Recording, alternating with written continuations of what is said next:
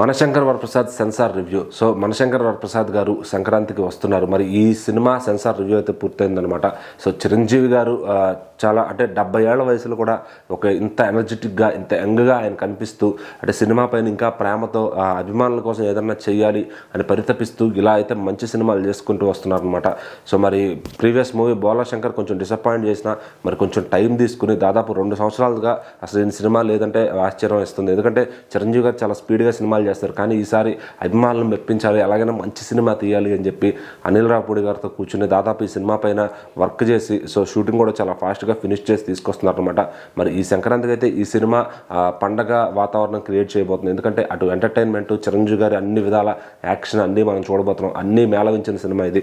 మరి దీనికి సెన్సార్ వాళ్ళైతే చూస్తున్నప్పుడే పగలబడి నవ్వుకున్నారనమాట. ఎందుకంటే అనిల్ రావుపూడి గారి సినిమా అంటే ఖచ్చితంగా 100% కామెడీ ఎంటర్టైన్మెంట్ ఉంటుంది. సో మరి ఈ సినిమా చూస్తున్నంతసేపు చూసేవాళ్ళు కూడా బాగా ఎంటర్టైన్ అయ్యారు. మొదటి షో చూసిన ఎవరైతే సెన్సార్ సభ్యులు ఉంటారో వాళ్ళు. సో వాళ్ళు కూడా చాలా out and out positive review ఇచ్చారని తెలుస్తుంది. అలాగే ఈ సినిమా టోటల్ కట్ అంతా 2 గంటల 42 నిమిషాలు వచ్చింది.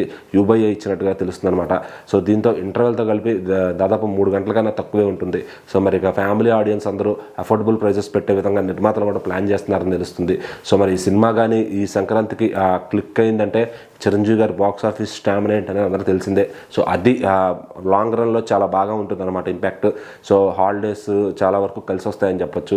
సో మిగిలిన సినిమాలు ఎలా ఉన్నా కూడా చిరంజీవి గారు ఎంటర్టైన్మెంట్ జోన్లోకి వచ్చారంటే ఇంకా ఆయన జోన్లో దరిదాపుల్లో కూడా ఎవరు రానట్టే.